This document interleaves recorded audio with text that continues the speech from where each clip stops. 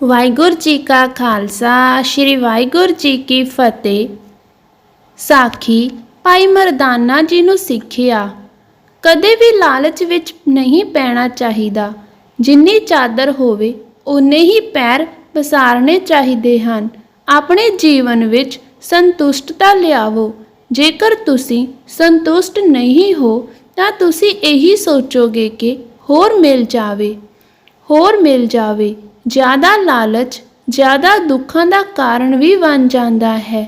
ਲਾਲਚ ਤਿਆਗਣ ਵਾਲਾ ਸੁੱਖ ਨੂੰ ਪ੍ਰਾਪਤ ਕਰਦਾ ਹੈ। ਇਸ ਸਾਖੀ ਵਿੱਚ ਇੱਕ ਵਾਰ ਯਾਤਰਾ ਦੇ ਦੌਰਾਨ ਭਾਈ ਮਰਦਾਨਾ ਜੀ ਨੂੰ ਭੁੱਖ ਪਿਆਸ ਸਤਾਉਣ ਲੱਗੀ।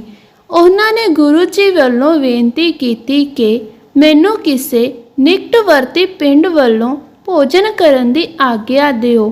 ਤਦ ਗੁਰਦੇਵ ਕਹਿਣ ਲੱਗੇ, ਭਾਈ ਮਰਦਾਨਾ, ਅਸੀਂ ਆਪਣੇ ਖੇਤਰ ਵੱਲੋਂ ਹੁਣੇ ਜ਼ਿਆਦਾ ਦੂਰ ਨਹੀਂ ਆਏ, ਇਸ ਲਈ ਸਾਰੇ ਲੋਕ ਸਾਨੂੰ ਜਾਣਦੇ ਹਨ। ਤੁਸੀਂ ਗੁਆਂਢ ਦੇ ਪਿੰਡ ਵਿੱਚ ਜਾ ਕੇ ਕਹੋ ਕਿ ਮੈਂ ਨਾਨਕ ਦਾ ਚੇਲਾ ਹਾਂ, ਉਹ ਮੇਰੇ ਨਾਲ ਹਨ। ਅਸੀਂ ਹਰਿਦੁਆਰ ਜਾ ਰਹੇ ਹਾਂ, ਸਾਨੂੰ ਭੋਜਨ ਚਾਹੀਦਾ ਹੈ। ਮਰਦਾਨਾ ਜੀ ਆਗਿਆ ਮੰਨ ਕੇ ਪਿੰਡ ਵਿੱਚ ਪਹੁੰਚੇ ਅਤੇ ਲੋਕਾਂ ਵੱਲੋਂ ਅਨੁਰੋਧ ਕੀਤਾ ਕਿ ਉਸ ਨੂੰ ਭੋਜਨ ਕਰਾ ਦਿਓ। ਉਹ ਸ੍ਰੀ ਗੁਰੂ ਨਾਨਕ ਦੇਵ ਜੀ ਦਾ ਚੇਲਾ ਹੈ। ਤਦ ਕੀ ਸੀ, ਪਿੰਡ ਦੇ ਸਾਰੇ ਲੋਕਾਂ ਨੇ ਨਾਨਕ ਜੀ ਦਾ ਨਾਮ ਸੁਣ ਕੇ ਮਰਦਾਨਾ ਜੀ ਦਾ ਬਹੁਤ ਆਦਰ ਕੀਤਾ ਅਤੇ ਬਹੁਤ ਬੜਮੁੱਲੀਆਂ ਵਸਤੂਆਂ ਉਪਹਾਰ ਸਵਰੂਪ ਭੇਂਟ ਕਰ ਦਿੱਤੀਆਂ।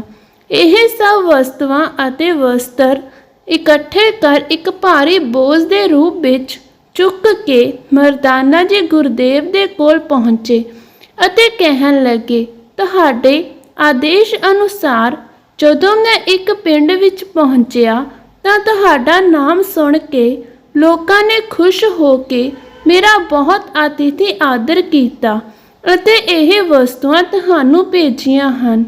ਇਸ ਉੱਤੇ ਗੁਰਦੇਵ ਮਰਦਾਨਾ ਜੀ ਦੀ ਘੱਟ ਬੁੱਧੀ ਉੱਤੇ ਹੱਸ ਦਿੱਤੇ ਅਤੇ ਕਹਿਣ ਲੱਗੇ, ਮਰਦਾਨਾ ਜੀ, ਤੁਸੀਂ ਹੀ ਦੱਸੋ, ਅਸੀਂ ਇਹਨਾਂ ਵਸਤੂਆਂ ਦਾ ਕੀ ਕਰਾਂਗੇ? ਜੇਕਰ ਵਸਤੂਆਂ ਵੱਲੋਂ ਹੀ ਮੋਹ ਹੁੰਦਾ ਤਾਂ ਅਸੀਂ ਮੋਦੀਖਾਨੇ ਦੇ ਕਾਰਜ ਦਾ ਤਿਆਗ ਹੀ ਕਿਉਂ ਕਰਦੇ? ਕੀ ਉੱਥੇ ਸਾਨੂੰ ਵਸਤੂਆਂ ਦੀ ਕਮੀ ਸੀ? ਮਰਦਾਨਾ ਜੀ ਨੇ ਕਿਹਾ, ਤੁਸੀਂ ਠੀਕ ਕਹਿੰਦੇ ਹੋ, ਮੈਂ ਅਲਪ ਗਿਆ ਹਾਂ, ਮੈਨੂੰ ਮਾਫ ਕਰੋ, ਪਰ ਹੁਣ ਮੈਂ ਇਹਨਾਂ ਵਸਤੂਆਂ ਦਾ ਕੀ ਕਰਾਂ?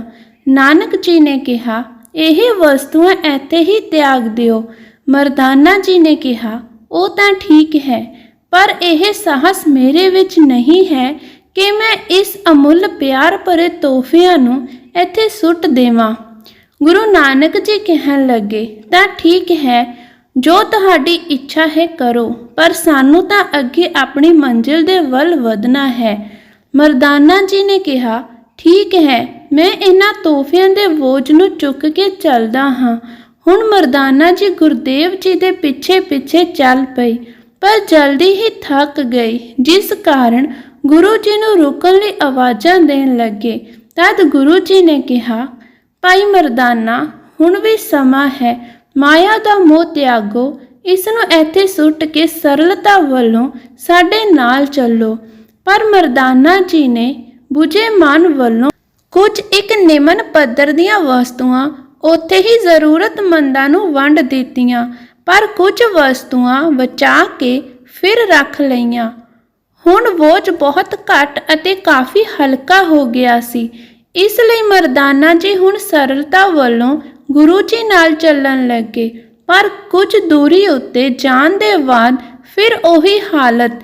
ਮਰਦਾਨਾ ਜੀ ਫਿਰ ਪਿੱਛੇ ਛੁੱਟ ਗਏ ਅਤੇ ਥੱਕ ਗਏ, ਜਿਸ ਨੂੰ ਵੇਖ ਕੇ ਗੁਰਦੇਵ ਨੇ ਮਰਦਾਨਾ ਜੀ ਨੂੰ ਫਿਰ ਕਿਹਾ, ਇਹ ਬੋਝ ਤਿਆਗੋ, ਇਹ ਮਾਇਆ ਜਾਲ ਹੈ।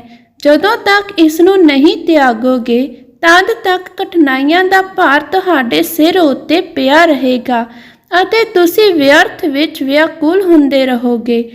ਤਿਆਗ ਵਿੱਚ ਹੀ ਸੁੱਖ ਹੈ। ਮਰਦਾਨਾ ਜੀ ਨੇ ਤਦ ਆਗਿਆ ਮੰਨ ਕੇ ਸਾਰੀਆਂ ਵਸਤੂਆਂ ਜ਼ਰੂਰਤਮੰਦਾਂ ਵਿੱਚ ਵੰਡ ਦਿੱਤੀਆਂ ਅਤੇ ਖਾਲੀ ਹੱਥਾਂ ਵਿੱਚ ਕੇਵਲ ਰਵਾਬ ਚੁੱਕ ਕੇ ਗੁਰੂਦੇਵ ਦੇ ਪਿੱਛੇ ਚੱਲ ਪਏ। ਹੁਣ ਉਹਨਾਂ ਦੇ ਸਾਹਮਣੇ ਭਾਰੀ ਭਰਕਮ ਬੋਝ ਦੀ ਥਕਾਣ ਦੀ ਸਮੱਸਿਆ ਨਹੀਂ ਸੀ। ਉਹ ਸਧਾਰਨ ਰੂਪ ਵਿੱਚ ਤੇਜ਼ ਰਫ਼ਤਾਰ ਵੱਲੋਂ ਚਲੇ ਜਾ ਰਹੇ ਸਨ।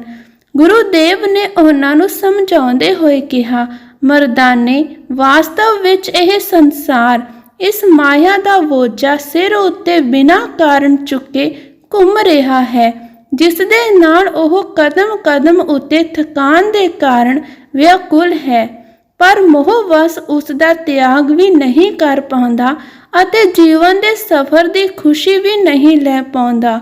ਵਾਸਤਵ ਵਿੱਚ ਖੁਸ਼ੀ ਤਾਂ ਮਾਇਆ ਮੋਹ ਦੇ ਜਾਲ ਨੂੰ ਤੋੜ ਕੇ ਉਸ ਦੇ ਤਿਆਗ ਵਿੱਚ ਹੀ ਹੈ। ਮਰਦਾਨਾ ਜੀ ਨੇ ਕਿਹਾ, ਤੁਸੀਂ ਠੀਕ ਕਹਿੰਦੇ ਹੋ, ਪਰ ਮੈਂ ਅਲਪ ਗਿਆ ਹਾਂ। ਤੁਸੀਂ ਕਿਰਪਾ ਕਰੋ ਤਾਂ ਮੈਂ ਸਭ ਸਮਝ ਜਾਵਾਂਗਾ, ਪਰ ਇਹ ਦੱਸਣ ਦੀ ਕਿਰਪਾ ਕਰੋ ਕਿ ਬਿਨਾਂ ਮਾਇਆ ਦੇ ਗੁਜ਼ਾਰਾ ਕਿਵੇਂ ਸੰਭਵ ਹੈ। ਨਾਨਕ ਜੀ ਨੇ ਕਿਹਾ, ਮਰਦਾਨਾ ਜੀ, ਤੁਸੀਂ ਗੱਲ ਨੂੰ ਠੀਕ ਸਮਝਿਆ ਹੀ ਨਹੀਂ। ਮੇਰੇ ਕਹਿਣ ਦਾ ਮਤਲਬ ਹੈ ਕਿ ਵਿਅਕਤੀ ਆਪਣੀ ਲੋੜ ਅਨੁਸਾਰ ਹੀ ਮਾਇਆ ਦੀ ਵਰਤੋਂ ਕਰੇ। ਮਾਇਆ ਨੂੰ ਸੰਗ੍ਰਹਿ ਕਰਨਾ, ਉਸ ਦਾ ਗੁਲਾਮ ਬਣ ਜਾਣਾ। ਜਿਵੇਂ ਕਿ ਤੁਸੀਂ ਬਿਨਾਂ ਲੋੜ ਦੇ ਵਸਤੂਆਂ ਸਿਰ ਉੱਤੇ ਚੁੱਕ ਲਈਆਂ ਸਨ, ਜਦੋਂ ਕਿ ਤੁਸੀਂ ਲੋੜ ਅਨੁਸਾਰ ਨਵੇਂ ਵਸਤਰ ਧਾਰਨ ਕਰ ਲਏ ਸਨ ਅਤੇ ਇਸ ਦੇ ਇਲਾਵਾ ਬਾਕੀ ਸਭ ਉੱਥੇ ਹੀ ਤਿਆਗ ਕੇ ਚਲੇ ਆਉਣਾ ਚਾਹੀਦਾ ਸੀ। ਨਵੇਂ ਵਸਤਰ ਧਾਰਨ ਕਰਨਾ ਇਹ ਤੁਹਾਡੀ ਲੋੜ ਸੀ, ਪਰ ਇਹ ਬੋਝਾ ਤਾਂ ਕੇਵਲ ਲਾਲਚ ਸੀ, ਤ੍ਰਿਸ਼ਨਾ ਸੀ, ਜੋ ਕਿ ਤੁਹਾਨੂੰ ਦੁਖੀ ਕਰ ਰਹੀ ਸੀ। ਮਰਦਾਨਾ ਜੀ ਕਹਿਣ ਲੱਗੇ, ਗੁਰੂ ਜੀ, ਮੈਂ ਹੁਣ ਜੀਵਨ ਦੇ ਰਹੱਸ ਨੂੰ ਤੁਹਾਡੀ ਕਿਰਪਾ ਵੱਲੋਂ ਸਮਝ ਰਿਹਾ ਹਾਂ। ਤੁਸੀਂ ਇਸੇ ਪ੍ਰਕਾਰ ਸਮੇਂ-ਸਮੇਂ ਉੱਤੇ ਮੇਰਾ ਮਾਰਗਦਰਸ਼ਨ ਕਰਦੇ ਰਹੋ। ਤੁਸੀਂ ਇਹ ਦੱਸੋ ਕਿ ਵਾਸਤਵ ਵਿੱਚ ਮਾਇਆ ਕੀ ਹੈ। ਗੁਰੂ ਨਾਨਕ ਦੇਵ ਜੀ ਕਹਿਣ ਲੱਗੇ, ਉਹ ਸਾਰੀਆਂ ਸੰਸਾਰਿਕ ਵਸਤੂਆਂ ਮਾਇਆ ਹੀ ਹਨ, ਜਿਨ੍ਹਾਂ ਨੂੰ ਪਾਉਣ ਲਈ ਮਨ ਵਿੱਚ ਲਾਲਸਾ ਪੈਦਾ ਹੋਵੇ। ਇਸ ਮਾਇਆ ਦਾ ਬਹੁਤ ਫੈਲਿਆ ਹੋਇਆ ਸਵਰੂਪ ਹੈ। ਪਤਨੀ, ਬੱਚੇ, ਮਕਾਨ, ਭੂਮੀ ਅਤੇ ਹੋਰ ਵਡਮੁੱਲਾ ਸਮੱਗਰੀ ਸਭ ਮਾਇਆ ਦਾ ਹੀ ਰੂਪ ਹੈ। ਇਸ ਦਾ ਅਨੇਕ ਰੂਪਾਂ ਵਿੱਚ ਪ੍ਰਸਾਰ ਹੈ। ਮੰਤਵ ਵਿੱਚ ਇਹ ਹੈ, ਉਹ ਸਾਰਾ ਕੁਝ ਮਾਇਆ ਹੈ, ਜਿਹਨੂੰ ਪ੍ਰਾਪਤ ਕਰਨ ਦੀ ਅਸੀਂ ਇੱਛਾ ਕਰਦੇ ਹਾਂ। ਜੇਕਰ ਅਸੀਂ ਇਸ ਦੀ ਵਰਤੋਂ ਲੋੜ ਅਨੁਸਾਰ ਸੰਤੋਸ਼ੀ ਹੋ ਕੇ ਕਰੀਏ ਤਾਂ ਇਹ ਮਨੁੱਖ ਦੀ ਦਾਸੀ ਬਣ ਕੇ ਉਸ ਦੀ ਸੇਵਾ ਕਰਦੀ ਹੈ। ਪਰ ਅਸੀਂ ਤਾਂ ਬਿਨਾਂ ਲੋੜ ਕੇਵਲ ਲੋਭ ਲਾਲਚ ਵਿੱਚ ਅੰਧੇ ਹੋ ਕੇ ਇਸ ਨੂੰ ਇਕੱਠਾ ਕਰਨ ਲਈ ਭੱਜਦੇ ਹਾਂ, ਜਿਸ ਨਾਲ ਅਸੀਂ ਦੁਖੀ ਹੁੰਦੇ ਹਾਂ ਅਤੇ ਸਾਡਾ ਜੀਵਨ ਕਸ਼ਟ ਵਿੱਚ ਲੰਘ ਜਾਂਦਾ ਹੈ। ਕਿਉਂਕਿ ਤ੍ਰਿਸ਼ਨਾ ਦੀ ਤਾਂ ਕੋਈ ਸੀਮਾ ਨਹੀਂ ਹੈ। ਇਹ ਤ੍ਰਿਸ਼ਨਾ ਠੀਕ ਉਸੇ ਪ੍ਰਕਾਰ ਕਾਰਜ ਕਰਦੀ ਹੈ, ਜਿਸ ਤਰ੍ਹਾਂ ਅੱਗ ਬਾਲਣ ਨੂੰ ਜਲਾਉਂਦੀ ਚਲੀ ਜਾਂਦੀ ਹੈ। ਅੱਗ ਕਦੇ ਵੀ ਬਾਲਣ ਪਾਉਣ ਵੱਲੋਂ ਸ਼ਾਂਤ ਨਹੀਂ ਹੁੰਦੀ, ਉਹ ਤਾਂ ਵੱਧਦੀ ਹੀ ਜਾਂਦੀ ਹੈ। ਠੀਕ ਇਸ ਪ੍ਰਕਾਰ ਤ੍ਰਿਸ਼ਨਾ ਸ਼ਾਂਤ ਨਹੀਂ ਹੁੰਦੀ, ਉਹ ਤਾਂ ਵੱਧਦੀ ਹੀ ਜਾਂਦੀ ਹੈ। ਭਲੇ ਹੀ ਤੁਸੀਂ ਸਾਰੇ ਮਨੁੱਖ ਸਮਾਜ ਦੀ ਅਮੁੱਲ ਸਮੱਗਰੀ ਇਕੱਠੀ ਕਰਕੇ ਭੰਡਾਰ ਭਰ ਲਵੋ। ਵਾਹਿਗੁਰੂ ਜੀ ਕਾ ਖਾਲਸਾ, ਸ਼੍ਰੀ ਵਾਹਿਗੁਰੂ ਜੀ ਕੀ ਫਤਿਹ।